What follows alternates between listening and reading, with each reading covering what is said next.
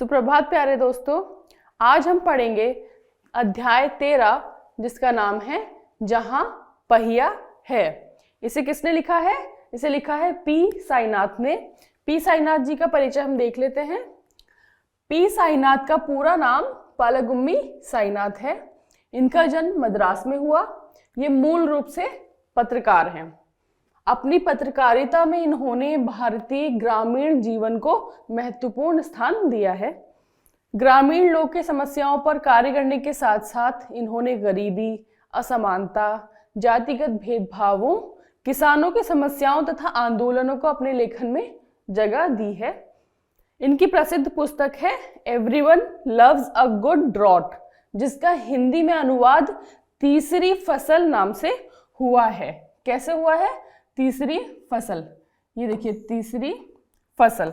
तो अलग अलग जिलों में, बहुत गरीब जिले जो थे भारत के, उसमें घूम घूम कर किसानों, गरीबों की समस्याओं पर लिखना इनका मूल काम रहा है। ठीक है, तो देखते हैं कि आज इस पाठ में जहां पहिया है नाम के इस पाठ में हम क्या पढ़ने जा रहे हैं या लेखक हमें क्या बता रहे हैं।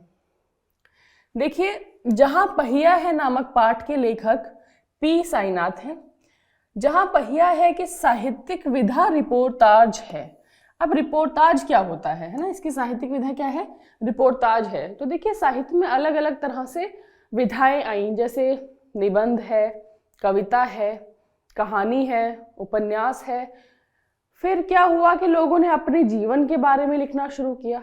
उसे क्या कहा गया? आत्मकथा कहा गया। आत्म के बारे में कथा कहना, आत्मकथा। एक और विधा आई जिसे कहा गया रिपोर्टाज। क्या कहा गया? रिपोर्टाज। रिपोर्टाज देखिए, सुना सुना सा शब्द लगभग लग रहा है कि ये मिलता जुलता है किससे? रिपोर्ट से। रिपोर्ट देना मतलब जब कोई पत्रकार किसी भी अखबार में, आपने देखा होगा, किसी अखबार में, किसी पत्रिका में, किसी भी जगह के बारे में, किसी व्यक्ति के बारे में कुछ भी बताता है, किसी आंदोलन के बारे में, है ना, तो उसे हम रिपोर्ट कहते हैं कि उसने एक बड़ी सी रिपोर्ट लिखी है। वैसे ही क्या हुआ कि ये जब अलग अलग गांवों में घूम रहे थे, और ये मूल रूप से जैसे पत्रकार हैं, हमने देखा, तो घूमते हुए इन्हें महसूस हुआ कि उन लोगों के बारे में लिखा जाना चाहिए, है ना। तो जब उन्होंने उन लोगों के बारे में एक न्यूज़ जैसा, एक रिपोर्ट जैसी दी कि कैसे कैसे अलग अलग जगहों पर अलग अलग तरह के आंदोलन हो रहे हैं, तो उसे रिपोर्टाज का नाम दिया गया। यानी कि इन्होंने एक रिपोर्ट हमारे सामने रखी। तो जब किसी जगह की स्थिति के बारे में रिपोर्ट नुमा कोई लेख आता है तो उसे रिपोर्टाज कहा जाता है ना। आगे देखते हैं। यह पाठ स्त्री विमर्श से संबंधित है। अब स्त्री विमर्श क्या है, ये भी बात देखने की है। स्त्री विमर्श क्या होता है बच्चों के आजकल हम लोग देखते हैं कि अलग अलग संस्थाएं, अलग अलग लोग, बल्कि काफ़ी बड़े बड़े लोग भी अपने जीवन में, रोज़मर्रा के कामों में स्त्रियों का साथ देने की पूरी कोशिश करते हैं। हमने देखा है कि स्त्रियां जो हैं वो हमेशा से कहीं ना कहीं परेशान रही हैं, उनका शोषण होता आया है। आज भी स्थिति बहुत ज़्यादा नहीं सुधरी है, लेकिन क्योंकि शिक्षा आ गई है ना, और लोग थोड़े जागरूक हो गए हैं, तो इस वजह से ज़रूर स्त्रियों की स्थिति धीरे धीरे सुधर रही है अब। तो ऐसे ही चीज़ें जिसमें स्त्रियों की बात की जाए, जिसमें स्त्रियों की समस्याओं को देखा समझा जाए, उसे हम क्या कहते हैं? स्त्री विमर्श। यानी कि स्त्रियों पर बहुत सोच समझकर चीज़ों को करना, उनके हक में बात करना, यही सब हम स्त्री विमर्श से जोड़ते हैं। यह पाठ एक प्रेरणा स्रोत है जिसमें लेखक ने पुडुकोट्टई तमिलनाडु में एक गांव है, तमिलनाडु की महिलाओं के जीवन संघर्ष का वर्णन किया है। इस पाठ में लेखक ने पुडुकोट्टई में हो रहे सामाजिक परिवर्तन और महिलाओं की आज़ादी का ज्वलंत उदाहरण लोगों के सम्मुख प्रस्तुत किया है। ठीक है, तो कैसे वहां की औरतों ने संघर्ष करके अपनी आज़ादी पाई, इसके बारे में ये पाठ है। देखिए आगे क्या है। तमिलनाडु राज्य में स्थित पुडुकोट्टई एक छोटा सा जिला है। यह भारत के गरीब जिलों में गिना जाता है। साइकिल चलाना यहाँ एक सामाजिक आंदोलन है। इस गांव में लोग साइकिल बहुत ही गर्व के साथ चलाते हैं। कुछ अजीब सी बात है, लेकिन चौंकने वाली बात नहीं है। पुडुकोट्टई की महिलाओं ने इसे कर दिखाया है। पिछले दिनों यहाँ की ग्रामीण महिलाओं ने अपनी आज़ादी, गतिशीलता एवं स्वाधीनता को अभिव्यक्त करने के लिए प्रतीक के रूप में साइकिल को चुना। इसमें अधिकांश ऐसी युवतियां थीं जो नव साक्षर थीं। इन महिलाओं में से 70,000 महिलाओं ने प्रदर्शन एवं प्रतियोगिताओं जैसे सार्वजनिक कार्यक्रम में बढ़ चढ़कर अपने नए कौशल का प्रदर्शन किया। इन्होंने साइकिल चलाने की इच्छा भी व्यक्त की, इसलिए वहां कई प्रशिक्षण शिविर चल रहे हैं। वहां युवा मुस्लिम लड़कियां सड़कों पर अपनी साइकिल से जाती हुई प्रायः देखी जा सकती हैं। इस गांव के सभी औरतें किसी भेदभाव के बिना संयुक्त रूप से साइकिल चलाती हैं। तो देखिए कितनी मजेदार बात है कि साइकिल जैसी सवारी जो आज के दौर में छोटी मानी जाती है, या कहा जाता है कि वो तो अब पुरानी चीज हो गई। अब वैसे शहरों में हम देखेंगे औरतें भी स्कूटी, कार सब चलाती हैं, लेकिन एक छोटे से गांव की बात हो रही है जो एक गरीब गांव है। सबसे बड़ी बात यह है कि वो एक गरीब जिले का गांव है। तो जिस जगह लोगों को खाने वगैरह के लिए संघर्ष करना पड़ता है, वहां गाड़ी या साइकिल तो बहुत दूर की बात है, गाड़ी या स्कूटी तो बहुत दूर की बात है। तो क्या किया जाए, ऐसा क्या किया जाए औरतों द्वारा जो उन्हें आज़ादी महसूस हो। लेखक यहाँ यही कह रहे हैं कि ये बड़ी अटपटी सी बात है, लेकिन इसमें चौंकने वाला कुछ नहीं है कि औरतों ने साइकिल को अपनी आज़ादी का प्रतीक चुना। यानी कि औरतें भी काम करती हैं वहाँ पे, औरतों को भी ज़रूरत होती है बाहर जाने की। बच्चे स्कूल जा रहे हैं, उन्हें छोड़ना, उन्हें वापस लाना, अपना कुछ बेचने जाना है ना। छोटे छोटे फल सब्जियां जो भी उनके गांव में, उनके खेतों में उग रहे हैं, वो बेचने कैसे जाएं।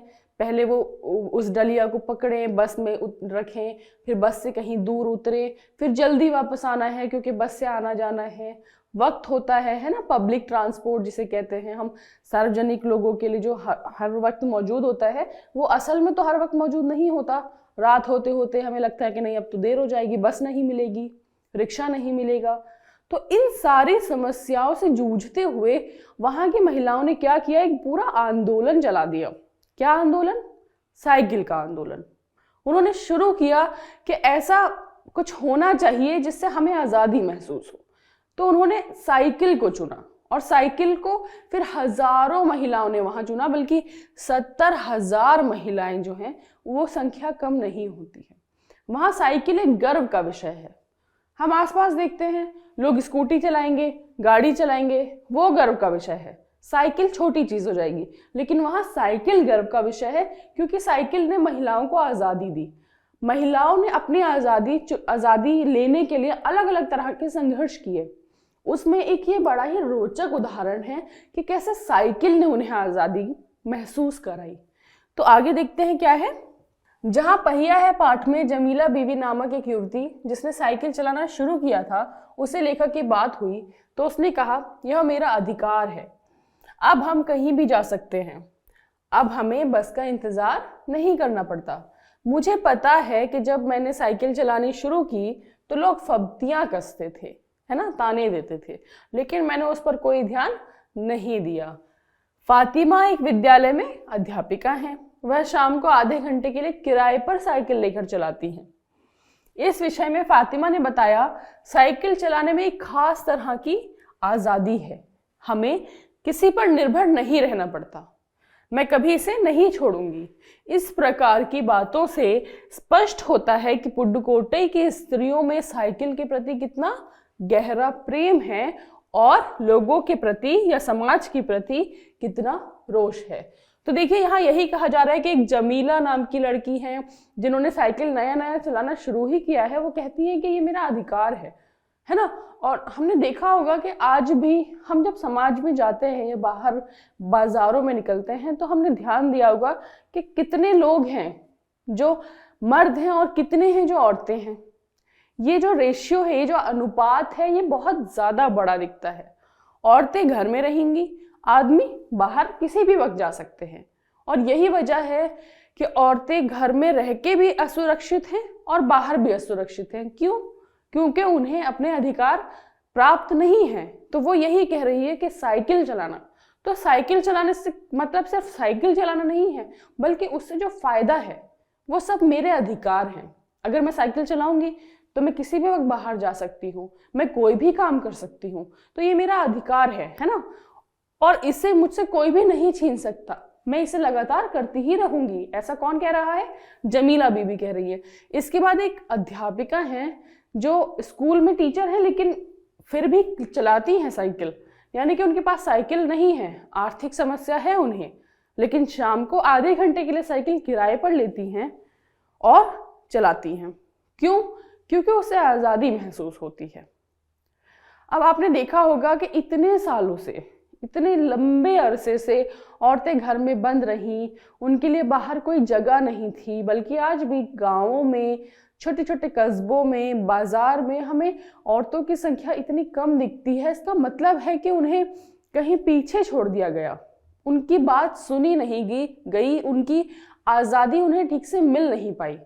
तो अब वो साइकिल के माध्यम से इस आज़ादी को ले रही हैं, इस पे क्लेम कर रही हैं कि ये है मेरी आज़ादी, मुझे मिलनी चाहिए और मैं किसी भी तरह से उसे लेकर रहूंगी। तो फातिमा जो स्कूल के अध्यापिका हैं और जिन्हें कोई ज़रूरत नहीं है साइकिल की, लेकिन अपनी आज़ादी महसूस करने के लिए, उस आंदोलन में अपना भी हिस्सा देने के लिए वो रोज़ साइकिल चलाती हैं शाम को आधे घंटे। तो ये कितना अच्छा, कितनी अच्छी बात है कि कोई भी जरिया हो, तरीका कोई भी हो, हमें आज़ादी अपनी लेनी ही पड़ेगी, हमें किसी भी तरह से आज़ादी चाहिए। आगे देखते हैं। पुडुकोटे जिले में साइकिल की पूरी तरह से धूम मची हुई है, अर्थात जिले में चारों तरफ साइकिल की ही चर्चा हो रही है। अब हर क्षेत्र एवं व्यवसाय से जुड़ी महिलाएं इसका खूब प्रयोग कर रही हैं, फिर चाहे वे खदानों, स्कूलों, होटलों, आंगनबाड़ी आदि क्षेत्रों में ही क्यों ना हो। दोपहर का खाना पहुंचाने वाली औरतें इसका भरपूर प्रयोग कर रही हैं। इसी संदर्भ में साइकिल आंदोलन के एक नेता का कहना है, मुख्य बात यह है कि इस आंदोलन ने महिलाओं को बहुत आत्मविश्वास प्रदान किया है ना, बहुत उनको अपने ऊपर विश्वास हो चला है कि अब हम भी कुछ कर सकते हैं। महत्वपूर्ण यह है कि इसने पुरुषों पर उनकी निर्भरता कम कर दी है। निर्भरता क्या है? कम कर दी है। अब साइकिल एक संपूर्ण सवारी बन चुकी है। सड़क पर माँ, उसका बच्चा और पीछे ढेर से सामान लादे हुए साइकिल चलाती महिला का दृश्य देखना आम हो गया है। अब जहाँ पहिया है पाठ में प्रारंभ में साइकिल चलाने पर पुरुषों ने इसका जमकर विरोध किया, लेकिन बाद में इसे सामाजिक मान्यता मिल गई। पुरुष वर्ग का मानना था कि महिलाओं का साइकिल चलाना इनकी मर्यादा के विपरीत है। देखिए, जब भी महिलाओं को लेकर या किसी भी दबे हुए तबके को लेकर कोई आंदोलन होता है, तो वो तबका जो उन्हें दबाता है, वो तबका जो उनका शोषण करता है, हमेशा उसका विरोध करने लगता है। क्यों? क्योंकि उनका जो नियंत्रण है, उनका जो आधिपत्य है, वो खत्म हो जाएगा। हम जानते हैं कि हम ऐसे समाज में, ऐसे देश में रहते हैं जहां पुरुष सत्ता है। पुरुष सत्ता का मतलब मर्दों की सत्ता, या मर्दों की सत्ता से ज्यादा बेहतर होगा ये कहना कि मर्दवादी सोच की सत्ता। वो सोच है जहां हर जगह मर्दों को पहले, या मर्द हर जगह पहले रखे जाते हैं, पुरुष हर जगह पहले उनको तरजीह दी जाती है हर काम में। तो हम ऐसे समाज में हैं। उस समाज में ये बिल्कुल आम हो जाता है कि कोई औरत अपनी आज़ादी के लिए साइकिल चलाना चाहे तो पुरुषों को बड़ा ही बुरा लगे। लेकिन धीरे धीरे परिवर्तन आता है, धीरे धीरे मान्यता उस काम को मिलती है। बिल्कुल ऐसे ही इस गांव में भी हुआ कि पहले लोग ताने कसते थे लड़कियों पर, है ना, कह रहे साइकिल चलाएंगी, या कोई भी गंदी बात या कोई भी अश्लील टिप्पणी कुछ भी कर देते थे। लेकिन अब क्या है, अब उसको धीरे धीरे मान्यता मिल रही है। और यहाँ देखिए एक बहुत जरूरी बात उस आंदोलन की नेता कहती हैं कि अच्छी बात यह है कि औरतों में आत्मविश्वास आया है। जब आज़ादी मिलती है ना, तो हमें महसूस होता है कि हम कुछ कर सकते हैं। ये कुछ कर सकना जो है ये बहुत सालों से औरतों को नहीं पता था। उन्हें नहीं पता था कि उनके अंदर क्या कुछ नहीं मौजूद है। आपने देखा होगा आज हर क्षेत्र में महिलाएं कहां कहां तक पहुंची हैं, चाहे वो भारत का छोटा सा गांव हो या पूरी दुनिया का ग्लोबल विलेज आजकल जिसे कहा जाता है। पूरी दुनिया में अमेरिका जैसे अमेरिका जैसे बड़े बड़े देशों में भी औरतें कहीं पीछे नहीं रह गई। और अब भारत जैसे देश में भी जहां पितृसत्ता है, औरतें जरूर आगे बढ़ रही हैं। तो यही है कि इस आत्मविश्वास ने औरतों को बहुत कुछ दिया है, उन्हें बताया है कि उनके अंदर बहुत कुछ है जो वो समाज को, दुनिया को दे सकती हैं। और पुरुषों पर से निर्भरता कम की है। मतलब हम देखते होंगे, हमें स्कूल जाना है, पापा या भाई ले जाएगा, है ना, कहाँ, स्कूटी या स्कूटर या बाइक से या गाड़ी से। हमें बाजार जाना है, तब पापा या भाई या कोई ऐसा व्यक्ति ले जाएगा। हमें कुछ भी करना है, कहीं बाहर जाना है, किसी की शादी में जाना है, हम कहीं खुद से जा ही नहीं सकते थे। हमें सब कुछ दूसरों पर निर्भर रहते हुए करना पड़ता था। यही समस्या थी कि जब आप अपना काम खुद ना कर सके, आप खुद पर निर्भर ना हो, तब दूसरों को मौका मिल ही जाता है आपको आपका शोषण करने का। कह रहे मैं तो तुम्हारे लिए इतना करता हूँ, या हम देखो हम तुम्हें ऐसा ले नहीं जाएंगे फिर वहां। ये अक्सर हमने सुना होगा, ठीक है मैं ये काम नहीं करूंगा, घर का काम औरत करेगी, बाहर का काम मर्द करेंगे या पुरुष करेंगे। तो ये जो सोच है ये बहुत गलत है। इसको तोड़ने की अपने घरों में भी हमें बहुत ज्यादा जरूरत है ना। इसीलिए आज हम लड़कियां पढ़ रहे हैं, ताकि हमारे अंदर ये जागरूकता पैदा हो कि हमें कोशिश करनी है इस जड़ता को तोड़ने की, समाज की इन बुराइयों से पीछे हटने की हमें बहुत अब ज्यादा जरूरत है। ठीक है, आगे देखते हैं। किला कुरुचि गांव। अब देखिए एक और गांव का जिक्र है, किला कुरुचि। किला कुरुचि गांव में साइकिल सीखने वाली सभी महिलाएं एकत्रित हुई थी। इस प्रकार का आवेग देखकर कोई भी आश्चर्यचकित हो सकता है। यहाँ पर ऐसी युवतियां जो अभी अभी ही साइकिल चलाना सीखी थी, वे लोग प्रसन्नता के साथ गीत गाते हुए साइकिल चलाती थीं। इनमें से एक गाने की पंक्ति है, ओ बहिना आ सीखे साइकिल, घूमे समय के पहिए संग। वर्ष 1952 में अंतर्राष्ट्रीय महिला दिवस के बाद इस जिले में क्रांतिकारी परिवर्तन हुआ। यहाँ की 1500 महिलाओं ने पुडुकोटे जिले की काया ही पलट कर रख दी। आर साइकिल्स के मालिक एक ऐसे डीलर हैं जिनके यहाँ लेडीज साइकिल की बिक्री में साल भर के अंदर काफी बढ़ोतरी हुई। 22 वर्षीय मनोरमनी साइकिल चलाने के विषय में अपने विचार प्रकट करते हुए कहती हैं कि हमारा इलाका मुख्य शहर से कटा हुआ है। यहाँ जो साइकिल चलाना जानते हैं उनकी गतिशीलता बढ़ जाती है। ये जहाँ पहिया है पाठ का सार, समाज में महिलाओं की भूमिका को सम्मान देने के साथ साथ उसे स्वीकार करना है। हमें महिलाओं को सदैव सम्मान की नज़र से या दृष्टि से देखना चाहिए। देखिए वही बात है कि कैसे एक छोटे से गांव में, है ना, पुडुकोटे जिले के किला कुरुचि गांव में साइकिल सीखने वाली बहुत सारी औरतें इकट्ठा हो गई। फिर धीरे धीरे बहुत ज़्यादा जो छोटी छोटी युवतियां थीं, जो लड़कियां थीं, उन्होंने साइकिल चलाना सीखा और बहुत खुशी के साथ सीखा। और गाना गाते हुए वो साइकिल सीखती थी। हमने देखा कोई भी आंदोलन होता है तो उसके अपने कुछ गाने बन जाते हैं। ऐसे ही साइकिल चलाने वाले आंदोलन के भी अपने गाने बन गए और उसमें एक बड़ा ही प्रसिद्ध गाना या पंक्तियां हुई कि ओ बहिना आ सीखे साइकिल, घूमे समय के पहिए संग। देखिए वो कह रही है कि समय घूम रहा है, उसका पहिया लगातार घूम रहा है, तो हम क्यों रुके हैं, हमें भी चलना है, हमें भी समय के साथ घूमना है ना। तो ऐसे 1952 में अंतर्राष्ट्रीय महिला दिवस के बाद ये क्रांतिकारी परिवर्तन वहां पर हुआ और इस जिले की पूरी काया पूरी तरह से पलट दी गई। और वहाँ के जो साइकिल डीलर हैं उन्होंने भी बताया कि कैसे धीरे धीरे वृद्धि हुई है उनके यहाँ से साइकिल खरीदने में, है ना। तो वही बात है कि यहाँ जो साइकिल चलाना जानते हैं उनकी जो गतिशीलता है वो बढ़ जाती है। गतिशीलता माने इधर उधर जाने की जो क्षमता है इधर उधर जाने की, गतिशीलता मतलब गति में रहना, है ना, गतिशीलता मतलब गति में रहना। और क्योंकि साइकिल जो गांव है ना उसमें ज्यादा जरूरी होती है। गांव में क्या होता है, एक तो मैंने आपको बताया कि जिला जो था काफी गरीबी से भरा हुआ था, तो उनके पास इतना पैसा तो था नहीं कि कोई बड़ी चीज ले सकते थे।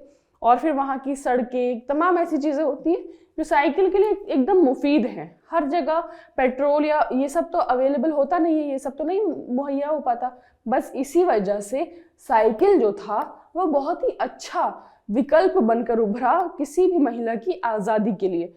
आसान है, इसको चलाना सीखने के लिए बहुत मेहनत नहीं करनी पड़ती। और एक बार कोई लड़की या कोई भी बचपन से साइकिल चलाने लगे तो फिर उसे किसी बड़े की जरूरत ही नहीं पड़ती कि वो कोई उसे सिखाए, है ना। जबकि स्कूटी में फिर भी किसी सिखाना पड़ता है, या कार तो आजकल पूरे स्कूल चल रहे हैं कार सीखने के, तो ये सब तो वहाँ मुहैया था नहीं। तो साइकिल बहुत ही अच्छा विकल्प था, है ना। इसलिए वहाँ की औरतें अब ज्यादा गतिशील हुई, वो ज्यादा इधर उधर जाने लगी, अपने ऊपर निर्भर हो गई, उनका आत्मविश्वास बढ़ा। तो ये एक बहुत ही रोचक कथा है जिसके माध्यम से हमें ये पता चलता है कि कैसे कोई भी चीज हो, चाहे वो छोटी सी साइकिल हो, है ना, चाहे वो कोई भी चीज हो, अगर किसी को आजादी चाहिए या अपना अधिकार चाहिए और उसके अंदर ये ताकत है, उसके अंदर ये करने का जज्बा है, तो वो कर लेगा, है ना। ये भी एक बहुत बड़ा उदाहरण है हमारे जज्बे को सच कर दिखाने का, कि किसी के अंदर अगर जज्बा है तो वो कुछ भी करके अपने अधिकार को पालेगा। ठीक है, तो आगे हम इसके शब्दार्थ देख लेते हैं। फब्दी का मतलब क्या होता है? चोट करने वाली या चुभती बात।